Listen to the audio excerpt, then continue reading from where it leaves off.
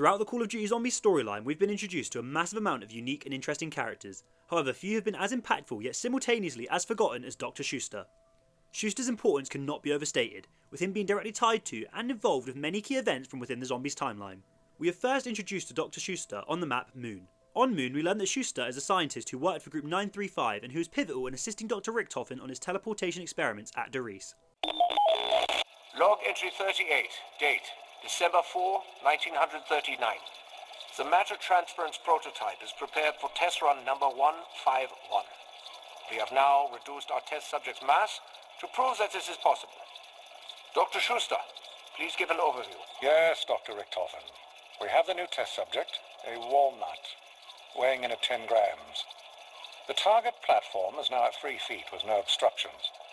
We have 1 microgram of the element which, according to our calculations, will be entirely used up during test. Excellent, Dr. Schuster. Commence test number 151. Yes, Doctor. Please, insert your earplugs.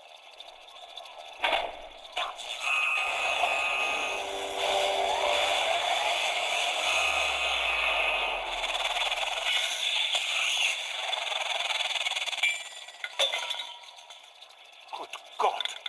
We've done it! We have powered up the prototype and have moved a walnut directly from the prototype device into the receiving device. It moved instantly. It teleported. Get me Dr. Maxis immediately.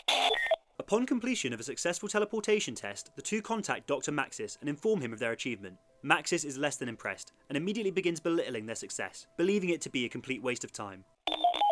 But this is not the crucial experiments that you are supposed to be working on. With all due respect, Dr. Maxis, this is a breakthrough of unimaginable proportions.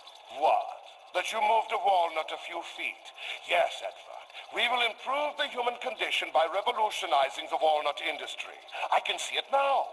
Edward's walnut delivery. Don't be obtuse. How dare you call me that? We are at war, Edward. I will admit that there is promise here. But until this war is won... Correct me if I'm wrong, Dr. Maxis, but Group 935 is a research organization. What was the motto? To improve the human condition? What business of ours is this war? Fine, Dr. Richtofen. I will let you in on a little administrative secret. We are finalizing a deal with the Nazi Party. We need funding. We need equipment. They need new weapons. Chances are this war will end soon with a treaty or two, and we will be in a much better position to help the world. Are you certain this won't cause massive defections? We have scientists from all over the world working with us. That is why it is with the utmost confidence that I share this with you. No one will know of this. This is simply the breaking of an egg to make an omelette. Think of the tactical advantage we would have. Think of the cost. Think of the time. We can provide the Nazis technical expertise in various areas without putting all our eggs in your walnut basket. Good day, Edward, and get back to your real work.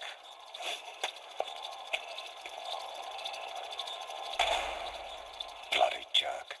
I think Dr. Maxis has lost his perspective. No matter.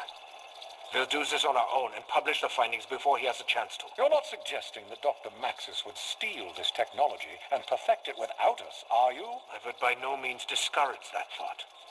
Great scientists must stick together and achieve great science. Following these insults, Dr. Schuster grows to mistrust and dislike Dr. Maxis, which further brings him closer to Dr. Richtofen, who himself despises Maxis. The pair continue their work on teleportation tests and ultimately begin human teleportation trials, with Richtofen volunteering to be the first live test subject. Entry 42. Date, January 4, 1940. Dr. Schuster and I, despite mounting pressure from Dr. Maxis, have continued working on the matter transference prototype. We have made great strides in the last 30 days and are ready for our first human subject. If our calculations are correct, we will send a test subject, me, to the receptacle station sitting 30 yards away and behind a cinder block wall. Are you certain you want to do this, Dr. Richtofen? Nein, Dr. Schuster.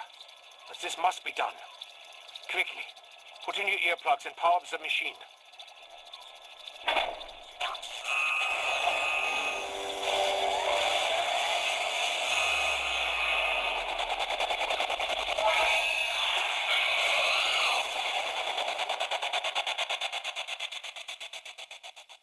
there a power outage? Why is it so dark? I feel almost weightless. How very unexpected. Dr. Schuster? Hello? During the test, something goes wrong, and for some unknown reason, Richtofen is teleported to the moon where he comes into contact with the MPD and becomes corrupted by the Dark Ether. He is then teleported to Shangri-La where he learns more of the Vril and discovers the Focusing Stone. Due to Richtofen not appearing at the mainframe as expected, Dr. Schuster fears the worst and believes the teleportation was unsuccessful, and after seeing no signs of Richtofen for over 2 weeks, he concludes that Richtofen had died during the test. Log entry 43. Date January 23rd, 1940. I cannot be certain what happened to Dr. Richtofen once the test was commenced. He just disappeared from the machine into thin air. I have searched the area for days and have no evidence that he is anywhere. I am afraid I might have to scrap the... Don't scrap anything. We've done something. Something wondrous. Shh. Do you hear them? Dr. Richtofen, you're alive. I'm more than alive, Mr. Schuster. Is the device still intact? Yes, but what happened to you? Ah, something wunderbar. That chamber was incredible. The wonders we can learn. What are you talking about? Are you all right? Get in the matter transference prototype, Dr. Schuster. We have worked. Just as Schuster is about to destroy the teleporter, Richtofen arrives and stops him. The two then enter the teleporter, and Dr. Schuster is made aware of the existence of the MPD and Richtofen's plans to build a base around it. This base would of course become Griffin Station. Upon completion of Griffin Station, Dr. Schuster is tasked with learning how to control the MPD under the leadership of Dr. Groff. After weeks of work, they find no way of controlling the device until one day, by pure chance, a rat is killed by Schuster in close proximity to the MPD. Log 1075. Dr. Schuster and I have spent countless hours with the pyramid device in an attempt to understand how it functions. We have made little progress until now. Today, we uncovered what looks to be some kind of tank with a glass-like front. The glass itself seems... I've got you now, rat. Kill it, Schuster. Did you see that? Look, the capacitor is illuminated. The tank is filling. The machine. It seems to be activated. What did you do? I think we just discovered what powers this machine. Upon its death, the life force of the rat is drained from its body and funneled into the MPD, providing it with power. After learning of the requirements to power the MPD, Richtofen has no hesitation in sending soldiers and scientists to the moon to be sacrificed in order to power the device. Whilst this is going on, Richtofen forms an agreement with the USA and Russia to provide safe harbour to Group 935 scientists after the collapse of the organisation following the end of the Second World War. The deal with the Americans will become known as Operation Stapler. October 10th, 19... You've done what, Dr. Richtofen? Oh, I'm sorry. Do you not see the microphone in my hand? Recording for posterity is important. Ahem. October 10th, 1945. You've made a deal with the Americans? And the Russians. You can't forget them. But our work, this war... The war is over, Dr. Schuster. It is my responsibility to ensure the work of Group 935 continues. But these deals... It would mean the end of Group 935. The Americans and the Russians would tear us apart. Everything we stood for... Everything this organization stood for died the day Dr. Maxis made that infernal deal with the Reichstag. You and I both know this to be true. Listen to me and understand. Our technological developments with 115 are the envy of the entire world. These agreements guarantee our work will continue in America and Russia, and that they will continue with our scientists at the helm. I am sorry, but for our work to live on, Group 935 must come to an end. Oh, cheer up, Dr. Schuster. I have asked that you go to the Americans. It will be good for your softer side. You will not go to America? Nor to Russia. Once Dr. Groff confirms that the MPD is ready, we will proceed with Operation Shield as planned. And then, I have a date with destiny. What are you getting out of this deal, Dr. Richtofen? A feeling of fulfillment that I've saved my fellow scientists from the unemployment line and possibly prison. Edward, please. Don't you worry about me, Dr. Schuster. I will be well taken care of.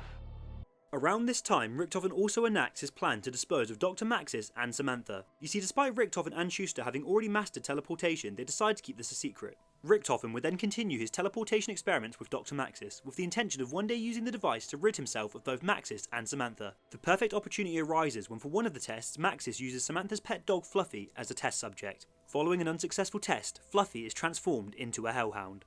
Samantha somehow finds her way into the testing room and sees what has become of Fluffy. In a panic, she runs into the teleporter, desperate to save her beloved pet. Maxis immediately runs in after her after realising what has become of the dog. Richtofen takes full advantage of this opportunity and locks both Maxis and Samantha in the teleporter with the Hellhound before teleporting them to what he presumed would be their deaths. However, unfortunately for Richtofen, both Maxis and Samantha would survive, with Samantha being teleported to the moon where she'll be met by Dr. Groff and Dr. Schuster. In a panic, she runs towards the now fully charged MPD and enters it. Dr. Schuster, report. The tanks are full and the shields are down. The machine is humming nicely. Good.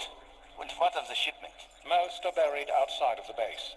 The live ones we've sent back to Kustova Poston. Excellent. There's nothing left but to wait for Dr. Richtofen's return. Perhaps this is a good time to work on my low-gravity putting in the biodome. Yes, a little leisure time would. Intruder detected. Receiving bay. This is not a Security, report. This is not What? Can you repeat? She's coming right toward us. Get her! Get back here! Nay, do not let her! Damn it! Dr. Schuster, find a way to get her out of the pyramid. I will contact Edward and let him know there has been an incident. Groff and Schuster immediately inform Richtofen of what has just occurred, and Richtofen surmises that if Samantha survived, then so too did Maxis. Richtofen then instructs Schuster and Groff to locate Dr. Maxis and bring him to the moon, so that he can try and convince Samantha to come out of the pyramid. target located. Bring him here immediately.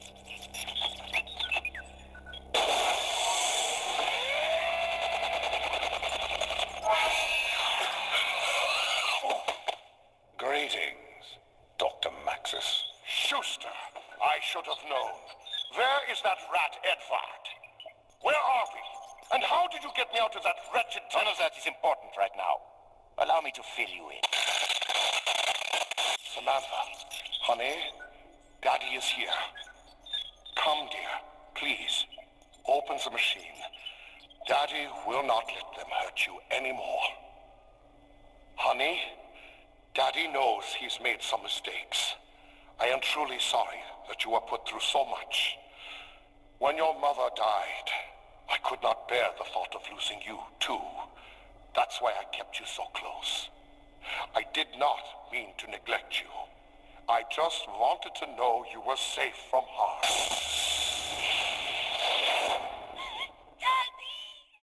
Maxis is successful and convinces Samantha to leave the MPD.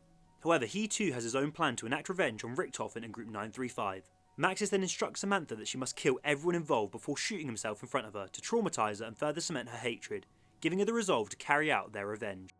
I love you, Samantha. I love you too, Daddy. Can you do something for me? Something very important. Yes. Kill them all.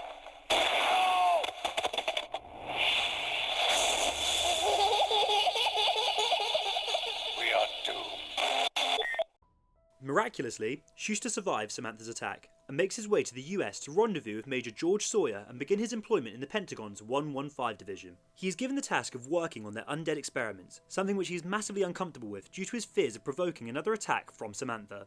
This is Dr. Schuster. Personal log, June 27th, 1947. With the help of Major Sawyer and Operation Stapler, I began employment at the Pentagon. I'm assigned to their 115 Division, which focuses on R&D of the element. While I am grateful for this opportunity, I have my reservations. Element 115 is a resource with potentially infinite applications. Yet the only thing these scientists and the Pentagon seem concerned with are our undead experiments. I made it clear to them that my own work with Group 935 was primarily focused on its teleportation technologies. If they wanted my help with that, I would gladly oblige. But the idea of resuming undead experimentation horrified me. The room went silent. Clearly, they were not satisfied with my answer. Finally, Major Sawyer asked why. I was blunt, perhaps too blunt, and told them what happened at Griffin Station. About Maxis's daughter Samantha, about the MPD, about the Undead outbreak, about everything. If we resumed experimentation, there was no guarantee she wouldn't take control of them just as she had done the others. More importantly, there was no guarantee she wouldn't kill us all, as her father instructed her. I told them all this, and do you know what happened? They laughed. Initially, no one takes Schuster's warnings about Samantha seriously. That is until his concerns are overheard by Cornelius Purnell, station chief at Groom Lake, Nevada. When Purnell learns of Samantha, he realises that if he can prove her existence to the US government, perhaps they will fund his own 115 research project, Broken Arrow. Personal log, September 3rd, 1963. The discussion with McNamara was a resounding success. His plans for it are bigger than I ever thought possible. The fools. It was so easy. All those hawks over there think about is war. I offered them a morsel, a nugget, and had the meeting out of the palm of my hand. Yeah, well, good riddance. They'll get their war, and I'll get my riches. They want to destroy this Samantha? It's so narrow-minded. Why destroy her when we can take her power and harness it for ourselves? With the amount of element 115 buried down there, just imagine what we could do. We could mold the Earth anew, create it in our image. A toast. Here's to Dr. Schuster for gifting me this opportunity. When we get the excavator up and running at the test site, I'll be sure to get him access. And here's to Broken Arrow. And to opening new worlds. After successfully convincing the US government to fund Project Broken Arrow, Purnell grants Schuster access to the 115 depository in Nevada, located just outside of Nuketown. This is where we get our first ever look at Dr. Schuster.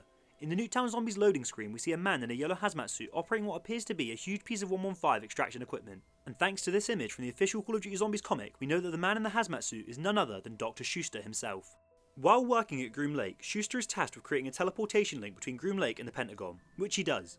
Following the successful completion of the Pentagon to Groom Lake teleporter, he's then tasked with creating a teleportation link between Groom Lake and the Moon, and this time on a much stricter timeline. I'm just a little confused, Dr. Schuster. You've already successfully established a teleporter link between the Pentagon and Groom Lake. The Pentagon to Groom Lake is child's play, a distance of 3,890 kilometers.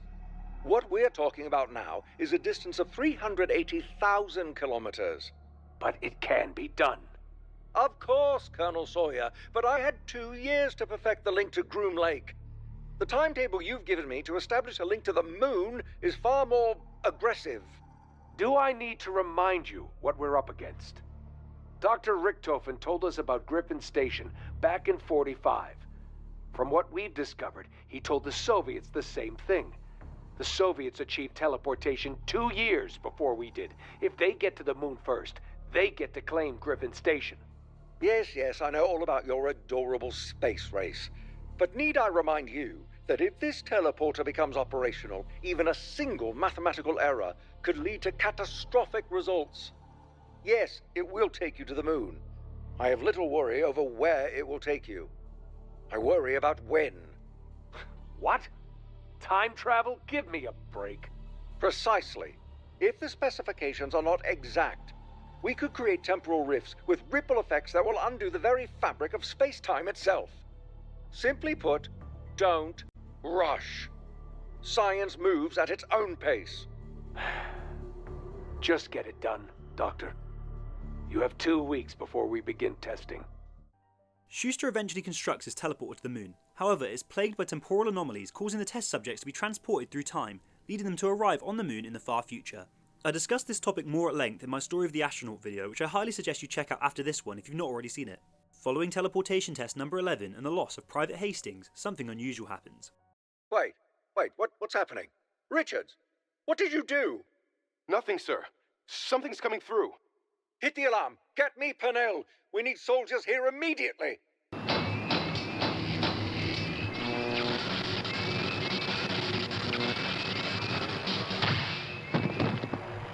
Who the hell are you? Where did you come? Wait. No, it's not possible.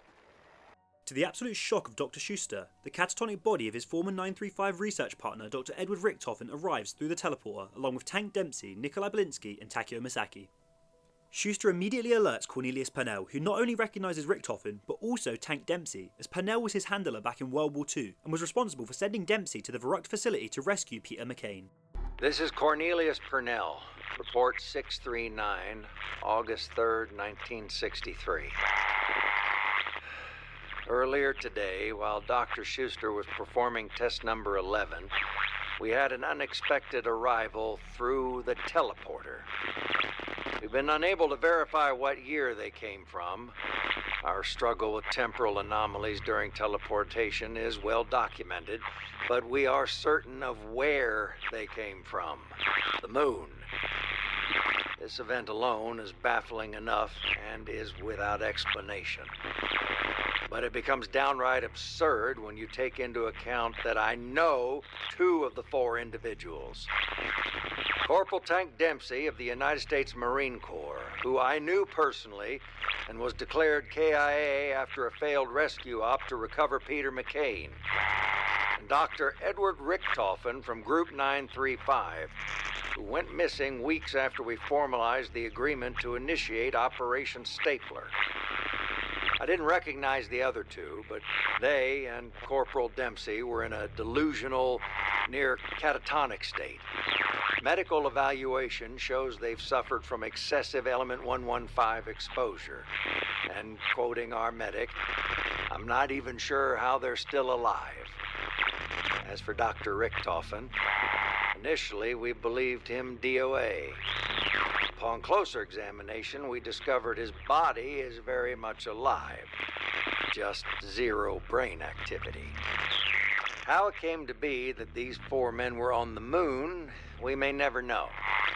However, for the immediate future, we'll be keeping them here at Groom Lake. They are ideal candidates for additional 115 testing. Following the arrival of our original crew, Schuster returns to his undead research along with Dr. Layman. Dr. Layman receives a copy of Richtofen's diary from a US spy within the Russian Ascension Group. This spy of course being Dr. Harvey Yena, yet another extremely important former 935 scientist who will also receive his own video in the future. Upon reading the copy of Richtofen's diary, Dr. Layman becomes corrupted by the dark ether and begins to hear the voice of Samantha Maxis. Initially unperturbed by the voices, Layman and Schuster continue their experiments with element 115 and the undead, until one day Layman makes a breakthrough in controlling them by having a live subject inhale a gaseous form of the element. You have made progress, Dr. Layman. Yes. Yes. So, as you know, our success with the undead experimentation has been limited. Yes, we've achieved the same benchmarks as Maxis, but as with his trials, they refuse to obey orders. That's right. We can't control them. We can't make them docile. But I believe I've cracked it. I'm listening. Okay, last month, our man inside the Ascension Group sent us copies of Dr. Richtofen's diary. Now, I've been poring over it, following his research, and... That doesn't seem very docile to me. Just watch. Stand back, Dr. Schuster. I promise you, it's quite safe. Walk. Incredible. It's completely subservient. How did you achieve this? Well, I vaporized element 115, brought it to a gaseous state. The specimen inhaled it. Inhaled it? And unfortunately, it had to be done while the specimen was still alive. While they were still alive? Good heavens, man, did you... Look, the soldier was going to die anyway. Doctor? Are you all right? Oh, my apologies, Layman. I'm distracted by the eyes. They're yellow. Though initially horrified at the use of a live test subject, Schuster's attention is quickly redirected when he notices something unusual about the colour of the zombie's eyes. We of course know that when the zombie's eye colour is yellow, this indicates that they are under the control of Samantha Maxis, hence the reason for Schuster's apprehension. The pair present their findings to General Sawyer. However, during the presentation, cracks in Dr. Layman's psyche begin to show through. 10 out of 10 trials. Docile and obeying commands. And it's activated with living subjects. That's correct, Colonel. Completely subservient. And you've achieved all this with a chemical gas? That is correct, Colonel. Dr. Layman has successfully transformed Element 115 into a chemical weapon. Do you know what this means, Dr. Layman? What the potential of this gas could be? Yes, but more importantly, we've gotten these creatures to obey our commands. As Griffin and Maxis would have wanted. Oh, to hell with them! This gas, if you released it over Moscow, you could end this Cold War tomorrow. Dr. Schuster, when can we bring this to full production? With some additional testing, 6 weeks. That's perfect. Hold on a damn minute, okay? That's not what this is all about. A chemical weapon is nothing! We're talking about building an undead army here. How do you not all get that? It's what I'm supposed to do. It's what I've been ordered to do. What's gotten into you, Dr. Layman? What's gotten into me? We're not following her orders. She told me to do this.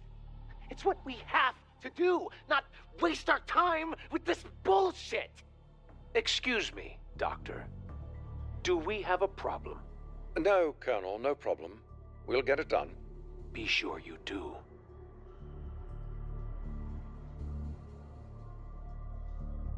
What the devil has gotten into you? I'm sorry. Look, I'm not sure what happened. Okay, it's that damned diary. Ever since I started reading it, I'm hearing things like a voice in my head. Pull yourself together. This is a major breakthrough. Be proud of your work.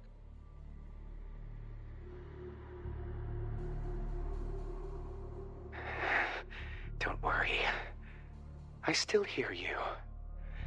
They are fools. It will be done.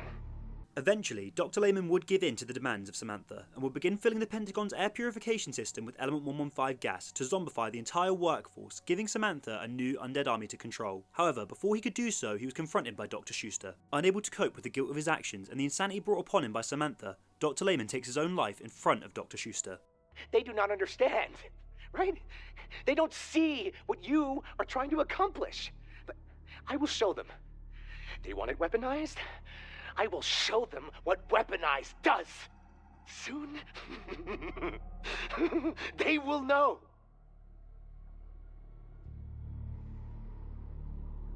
Dr. Layman, I was told you might be down here. Dr. Layman, what are you doing? I am doing what I have to do. You all must understand. That is the facility's air filtration system. If you release the gas... then you will all learn a hard lesson in how disobeying her wishes has consequences. Damn it! Where are the gas masks? What have you done? I'm sorry. I have to get her out of my head. Goodbye, Dr. Schuster. Wait!